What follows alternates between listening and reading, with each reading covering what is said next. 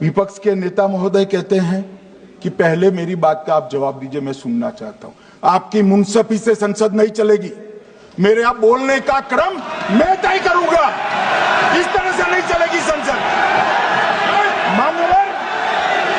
मान्यवर, उनको धैर्य रखना चाहिए, उनको धैर्य रखना चाहिए मेरा जवाब सुनने का। इनकी एक एक बात का जवाब मैं दूंगा, मगर मेरे भाषण का क्रम वो तय नहीं कर सकते, मैं करूंगा, क्योंकि मैं बोल रहा हूं।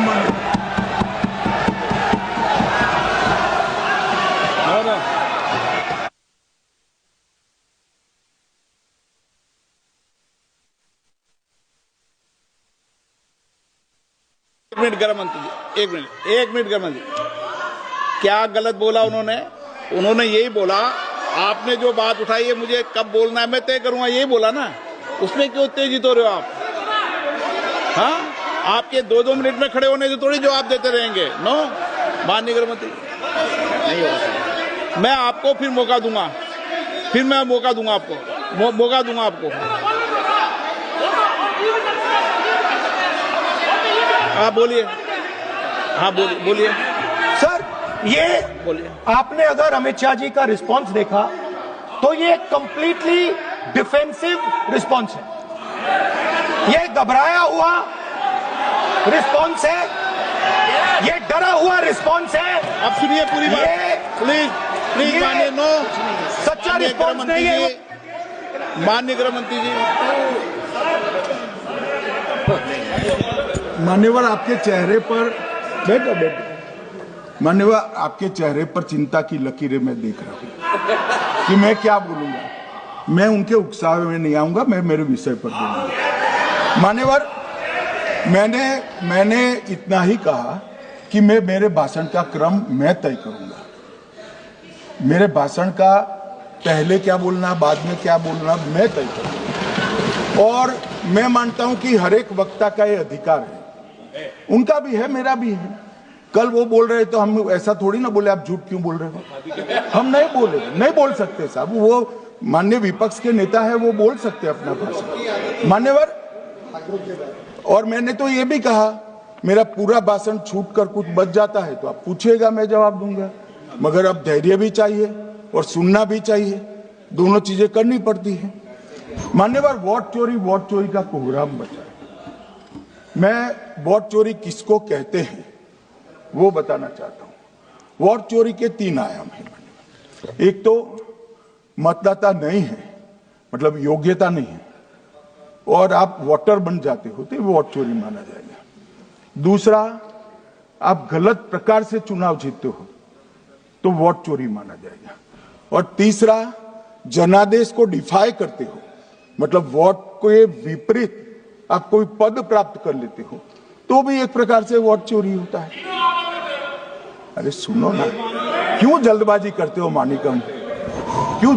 अब मैं 3 वोट चोरी की घटनाएं बताना चाहता हूं। सबसे पहली घटना हुई, आजादी के बाद देश का प्रधानमंत्री तय करना था। तय कौन करना था? तो उस वक्त के जितने प्रांत थे, इसके कांग्रेस के अध्यक्ष होंगे, उनके एक वोट से तय होना था। अब 28 वोट श्री सरदार पटेल को मिले और 2 वोट जवाहरलाल नेहरू जी को।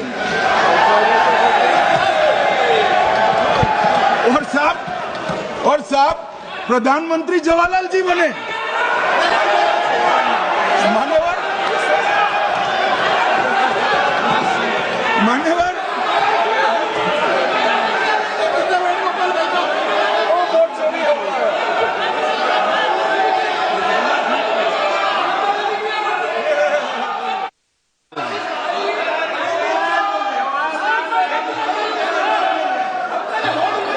प्लीज माननीय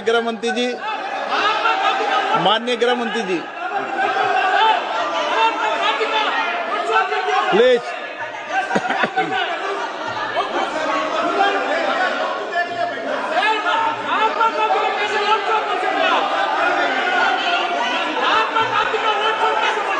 बैठो, बैठिए माने, प्लीज।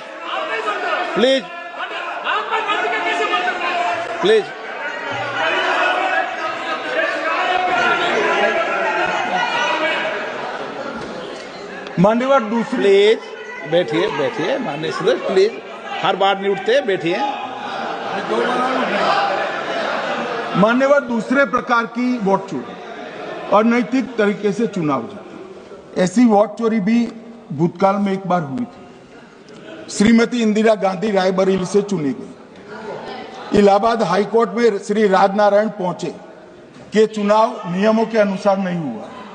इलाहाबाद हाईकोर्ट ने ये तय कर दिया कि श्रीमती गांधी ने उचित तरीके से चुनाव नहीं जीता है, हम इसको रद्द कर दें। मान्यवर ये भी वोट चोरी थी, बहुत बड़ी वोट चोरी थी। और उसके बाद में क्या हुआ? उसके बाद में क्या हुआ? उसके बाद में वो वोट चोरी को ढकने के लिए संसद में कानून लाए कि प्रधानमंत्री के खिलाफ कोई केस ही नहीं हो सकता।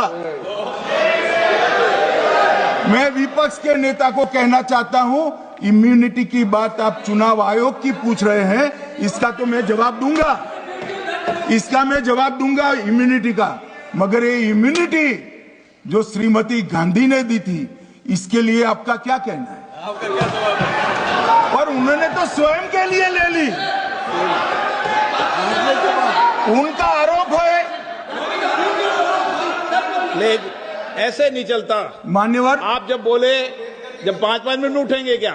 ये मान्यवर उनका आरोप है। आप भी बोले, आप भी बोले, आप भी बोले। नो, गलत। एक मिनट में सदस्य नहीं उठेगा ना। मान्यवर उनका आरोप है कि सरकार ने बनाया तो लोकतंत्र ने बनाया, तो जो समय का केस था वो बताया है, आगे का तो बताया। मोदी जी को भी सब लोगों ने प्रधानमंत्री बनाया है भाई, आपकी कृपा से नहीं बने हैं। मान्यवर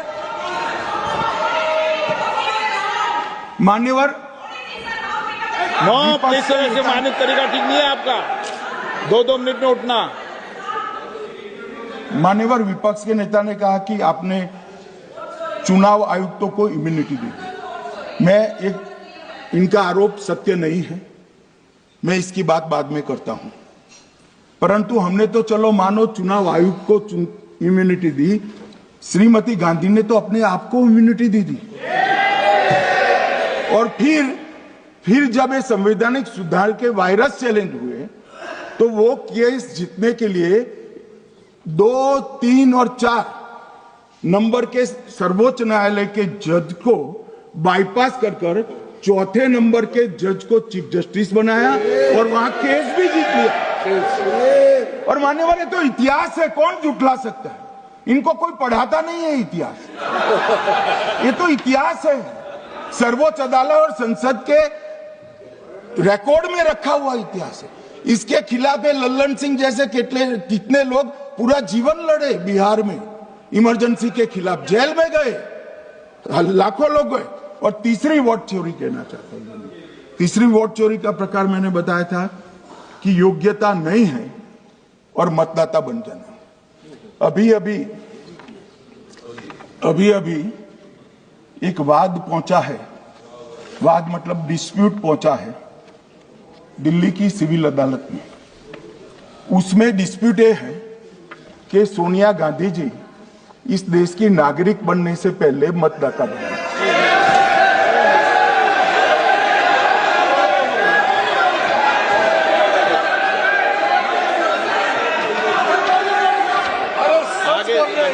आगे सुनो, बोल क्या रहे, पूरी बात तो सुनो।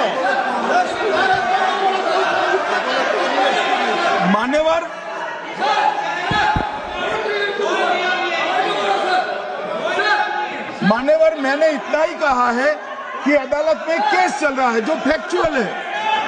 अब जवाब तो उनको अदालत में देना है, सोनिया जी ने यहां क्यों दे रहे हैं?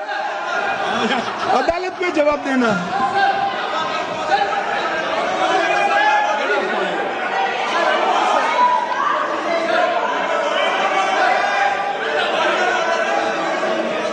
बीच के भाषण में पॉइंट ऑफ ऑर्डर नहीं होता।